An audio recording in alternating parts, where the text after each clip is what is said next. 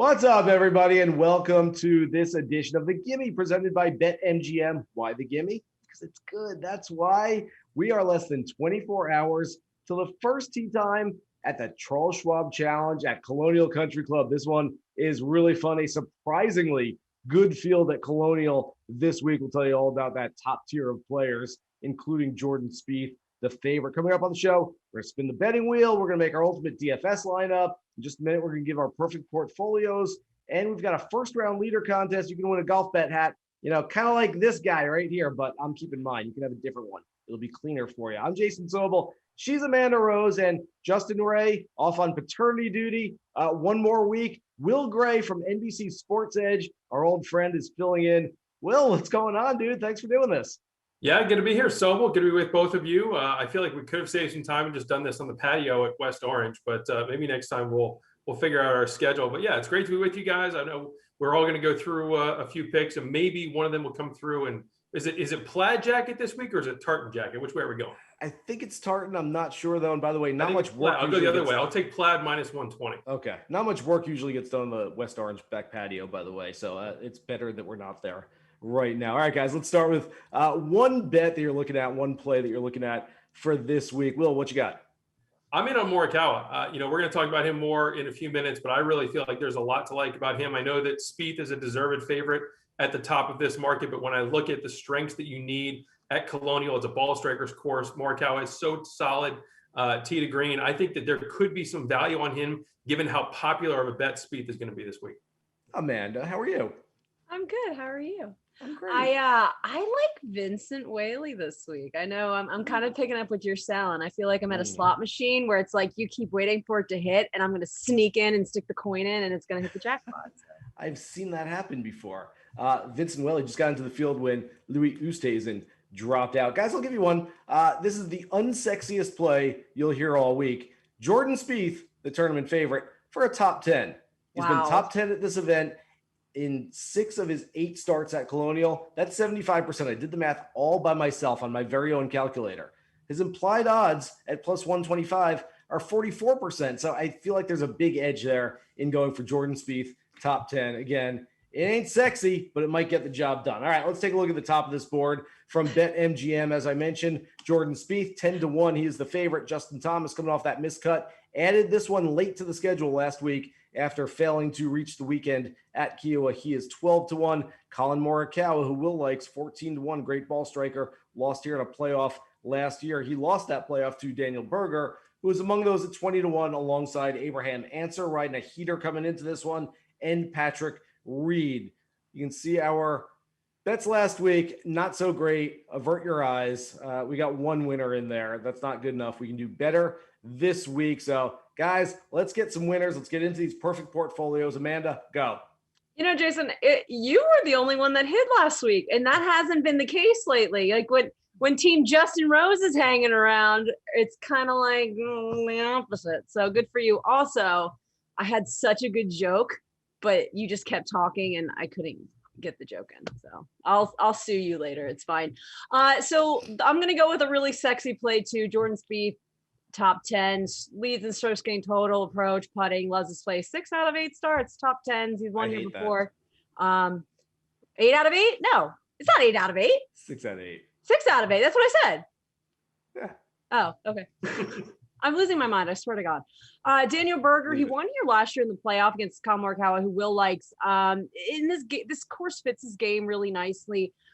He finished 3rd with Byron Nelson before the PGA, just in the same area, same kind of golf course. His ball striking stats have been really great lately. Corey Connors, he hasn't missed a cut since the Genesis. That was a really long time ago. His worst finish since then is a tie for 43rd at the Wells Fargo, and before that was a tie for 21. So he's been finishing inside the top 20 pretty much every week.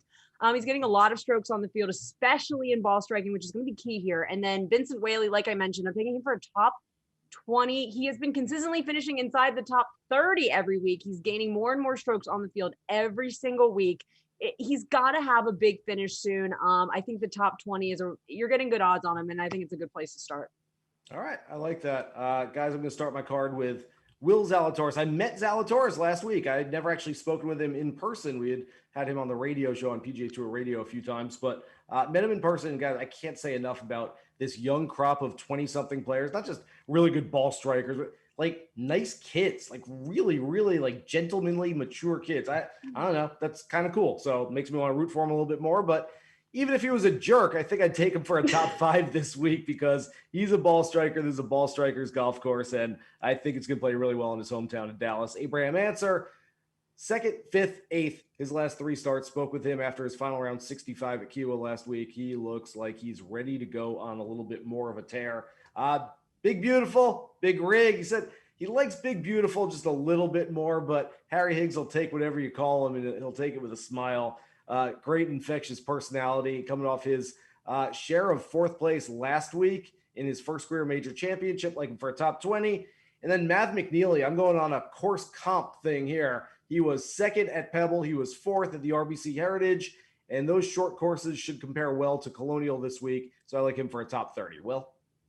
I like those selections. It's pretty good. I have some similar ones, maybe on a parallel line. I'm going to start, of course, as I said, with Morikawa, 14-1. This is a ball striker's course. And for my money, there's no better ball striker on tour right now than Morikawa. Leads the tour in strokes gained approach, leads in tee to green. He is 6th in fairways hit, so he's going to be there off the tee. And then this is a par 70. So there's a big emphasis on par 4 scoring. He's 6th on tour this season in par 4 scoring.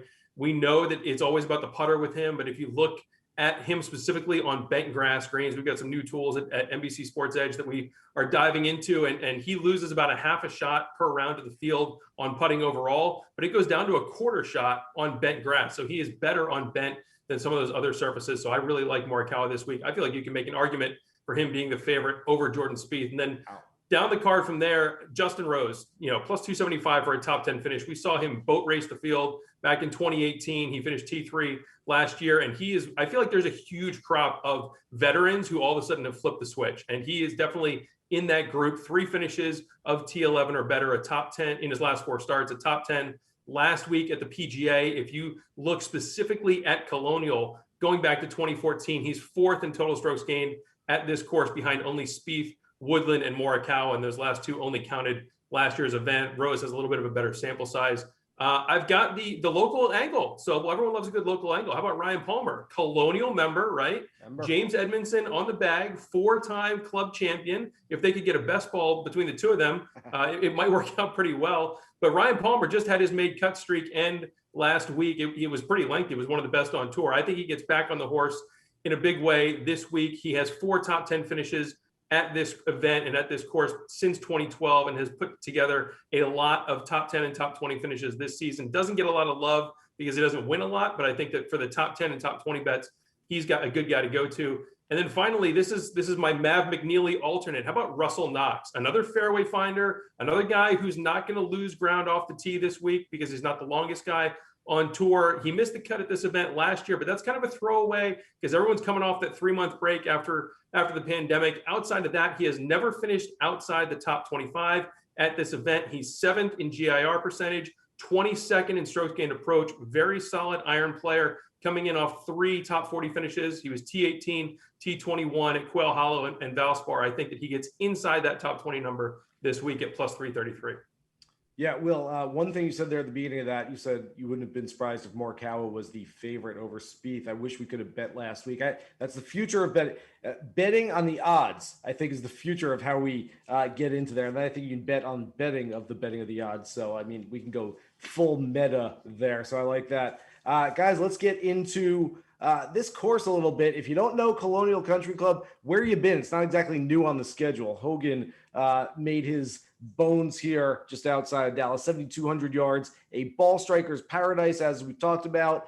And there might be, as my Wednesday co-host on PGA Tour Radio suggested, Will Haskett said, there might be a little bit of an edge to the early Thursday, late Friday wave. So keep an eye on that this week. All right, guys, let's talk first round leaders. And yes, you might want to go for those early Thursday guys. And we've got a first round leader contest. Mention it off the top. You give us your first round leader. If he's a winner, if he has a low score on Thursday, you can win something just like that. So, Amanda, why don't you start? Good luck trying to win a hat. Yeah, I'm gonna go with Matt Wallace. He's just a guy. I really like how he's playing in Texas. We saw at Valero. He gained an average of 15 shots on the field that week. I mean, that's insane. Another like 9 or 10 shots on the field at Wells Fargo. So he's just playing really good golf right now. He's a solid ball striker, and he's good at flighting the ball, especially in windy conditions. So I like Matt Wallace a lot for first round leader. He's been pretty good Thursday, Friday, Saturday, and Sunday all season. So I'm taking Matt Wallace for first round lead. Will? I'm going with Abraham Answer. I know, Sobel, you really like Abe Answer this week. I'm trying to find a way to play him, and I've kind of landed on this first round leader bet at 40-1. He's among that early wave on Thursday, which I do like. And again, we go back to par 4 scoring average. He's 4th on tour this season in par 4 scoring average. But if you look at on the Edge Driver with my friends at NBC Sports Edge, that he is first among the last 40 rounds in par 4 scoring, and it's by a pretty wide margin. And you mentioned off the top of the show, he's been playing lights out golf of late, 3 straight top 10s. I love that he just shot 65 on Sunday. I love that he shot a 64 at this event on Thursday last year en route to a T14 finish. So I will take my chances with Abe Answer. I'm not 100% sold that he's going to get that elusive victory, but I could see him leading by Thursday. By the way, for a couple of people that call yourselves Florida Gators, the fact that there hasn't been a Billy Horschel reference on this show yet is embarrassing. We'll get to the town crier later. We're going to take those diplomas right away from you guys. All right. My first round leader, it's not quite an auto bet yet, but it's getting really close, guys. Cameron Tringali is 3rd on the PGA Tour in round 1 scoring. Been really good lately. Round 2 wasn't exactly nice to him last week. He went 10-7-5 on 16, 17, 18 at Kiowa, but the first round was fine. And so I like him for the first round this week, 66-1. So let's go, Cam. I need another hat. All right. I don't think we're actually eligible. So don't worry, guys. You guys can still pick them. You guys will win the hat. All right. Let's get to the ultimate DFS lineup. We do it every week on the Action Network podcast. And of course, you can check out all our Fantasy Labs models and tools and optimizers, help you out making those lineups every single week. Let's see who's going to go first this week. We got Will on the show. I might too. Amanda, you're up first. That's a shocker. I'm going to go another shocker here with Corey Connors. I mean, he's such a good guy to have on a DFS lineup. He's consistent. You know what you're going to get with him. His ball striking stats are amazing right now. He's checking off all the boxes across the just strokes gained in general. So, he makes cuts. He's the guy that you want in a DFS lineup. And you just got to take him. All right. Will. There you go. I'm going to go Charlie Hoffman, looking in that, upper $8,000 range. I really feel like there's some value on Hoffman this week in DFS, more so than betting. The value might be sucked out if he's in that 40-1 range. But he's figured it out. I talked about Justin Rose a few minutes ago, but he's another one in the mix where he was off the radar, outside the top 150 in the world as recently as February. Now, all of a sudden, he's inside the top 70, 4 straight finishes of T18 or better. He had a runner-up at the Valero, but I love the ball striking numbers. Once again, we're going back to the well, 9th in approach, 15th tee to green. He really seems to have figured it out, and I think that he's going to be in the mix again this week. Yeah, I like that a lot. I am going back to Big Beautiful. Now, some guys come off major championship title contentions or even semi-title contentions, and they're just exhausted afterwards, and they kind of Phil Mickelson, we haven't really mentioned his name, coming off the PGA championship last week. Phil's kind of a fade for me. Kevin Streelman, T4 last week, played well. He was right in the heat of things. He's still kind of a fade for me. I don't hate him, but I just don't love him this week. Harry Higgs also finished T4. It was never, first of all, much of a contention. I mean, he kind of came from behind and moved into that top 5 late in the final round. And secondly, to me, he feels like a momentum kind of player. Like he's going to build off this one a little bit more than those elder statesmen that I mentioned already. So I'm going Harry Higgs at 7,200. Amanda? Yeah, I'm going in a little different direction. I'm going back to Doug Gim. I liked him a lot earlier in the season. He's a Texas grad. He's pretty consistent. I mean, he's usually low owned. He has missed his last 2 cuts, but before that, he was consistent. He's good in the state of Texas. He's a good ball striker for this course. And I think this week he's going to have a good week. And again, going back to the pricing on him and his ownership, like he's a really, really good value. Will. I'm going Sneds. Give me Brandt Snedeker in that, upper $7,000 range and kind of a mid-tier sleeper hybrid there. And he's another one that is really starting to figure it out. 3 of his last 4 finishes have gone for T17 or better. He has never missed a cut in 9 appearances at Colonial. Only one of those did he finish outside the top 50. So this is definitely a course that fits his game, suits his eye. And if you look specifically on bent grass greens Over the last 50 rounds, he is 4th in this field in strokes gained putting. We know what he can do when the putter gets hot. I think that could be the case this week now that we're back on bent grass. I was doing a lot of post-round interviews at Kiowa last week for PGA Tour Radio, and I left there thinking that 2 players who have had limited success so far this year are about to step on the gas pedal and play really well. One of them is Ricky Fowler, not in the field this week, but watch out for him at the Memorial next week and beyond. The other one is Justin Rose. Granted, he's been top 10 at both major championships so far this year, but I think there's a lot more in the tank. He made 16 birdies on the weekend at the PGA Championship. He's a former winner here at Colonial. He's played well in the past. So I think that he is a very strong play at 8,900. That's the lineup. Connors, Hoffman, Higgs, Gim, Sneds, Rose, ship it. I like that one a lot. All right, guys, time to spin the betting wheel. We've put 6 names on the wheel this week. Spieth, Berger, Morikawa, Scheffler, Zalatoris, and Justin Thomas. We're going to buy or sell whoever we land on. Super producer Evan Abrams, you ready to spin this thing? Ready to go. And hey, Will, what's up? Welcome aboard. Thanks, Evan. Good to be here. Let's do it. Let's spin it. Let's go. And the first one is going to come up. Will Zalatoris. Will, take it away. As a Will, I feel like I'm obligated to buy, but I do like him. Second in strokes gained approach. I'm going to keep hammering this all day because I feel like it is such a key stat around Colonial. It's when you look at him, when's he going to get the win? It's tough to be betting into him at plus 2,000, plus 2,500, waiting on that victory, but he's been a top 10, top 20 machine. I'm certainly not looking to fade him anytime soon, especially at a course like this that so accentuates the ball striking that he has in spades. Where there's a will, there's a way. Where there's 2 wills, there's a bet. I don't know. Come on, Jason. Come on. All right, let's go. Let's spin it again. All right, I got it. Respinning. All right. All right, it's JT. Amanda, take it away. What do you got? Yeah, I like Justin Thomas. He's hard to fade. He's always playing well. He's always making cuts, and he's always kind of around the top of the leaderboard. So yeah, I like him. I like him a lot this week. I'm definitely not going to sell Justin Thomas on a ball striker's course. All right, I'll take it. That's 2 buys. So I like where we're going so far. All right, let me We're pull gonna it be broke, back. though. I know, seriously. Can't buy everybody. I was just going to say, can't take everyone on the top of the board. All right, last spin here. This one's for Mr. Sobel. All right, Jordan Spieth. This is perfect. What do you got for me?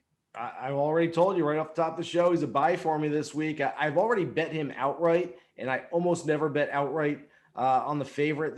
But this week, I just feel like he plays this golf course too well. He's in great form. Would not surprise me to see him win this golf tournament. Like I said, top 10 for Spieth is my favorite play on the board. You gotta bet big to make your money back, but at plus 125, plus 30, I think that's an even stronger play. So yeah, I'm all with Spieth. We're buying everybody this week. He has left the sells on the board. The wheel needs. If we spin again, we could get to the sells. Maybe next time. Will, who would you have sold if you landed on? I'm selling Scheffler and Berger. I think Scheffler makes his hay off the tee as opposed to on approach. He's 129th with irons this year, so that's a sell for me. And then Berger, I think you're paying a premium this week because he's the defending champ. And I don't know that the course conditions this week are going to be similar at all to what they were in June. Remember, that was the first event back. They kind of eased guys into things. You saw lower scoring than you were used to at Colonial. So I think last year's results are a little bit of a throwaway, and I'm not wanting to pay that premium on Berger this week. We have matched cards. I had sell on Scheffler and Berger as well. So we'll have to fight it out for a playoff. Evan, thank you. Don't go anywhere. Well, listen, Berger was 80-1 last year, so a little bit different. Definitely. Fair. All right. Thanks for spinning the wheel, Evan. Keep producing. We're almost done here. We just got 1 minute left. Let's talk long shots, guys. One long shot that you haven't mentioned yet. Will? I'm going Chris Kirk. It's been 6 years since he won this event.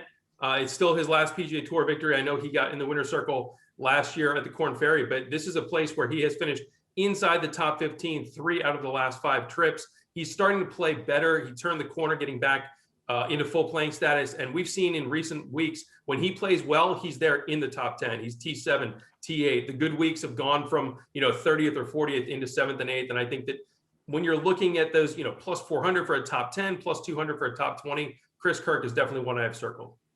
Amanda? Rory Sabatini, I don't know. There's just something about him and Tartan or Plaid. I don't know. I like the look of it. he had a good finish with Byron Nelson. I don't think he's not going to win outright this week, but I think he's worth taking for top 20. I've got him low Slovakian on my card. Perfect. You got a good number on that, right, Sobes? Excuse me? You got a good number on that number, right? I got a great number. I can't lose. Those are my favorite bets. I'm going to go with the guy that I often take when iron play and ball striking is imperative on a golf course. Matthew Neesmith from South Carolina. He is 125-1 this week. He is 8th on the PGA Tour in strokes gained on approach shots this season, which sounds pretty good. So I think he's a very strong iron player. He also he doesn't give up on rounds. I'm not saying there are other players that give up, but there are a few times when Neesmith is like, he needs a few birdies to go make the cut in his last couple of holes, and boom, he does it. So I like guys who can step on the gas pedal a little bit when the pressure is on. Thanks so much to everybody out there for watching this edition of the Gimme. Remember, you can check out all our work at Golf Bet this week and every other week. Our thanks to Will Gray for joining us. Thanks, Will. Thanks, Sobes. Always good to be with you guys. It was great. Justin Ray back next week. For Amanda Rose, I'm Jason Sobel. Good luck with all of your bets for this week's Charles Schwab Challenge. Here's hoping you hit the green.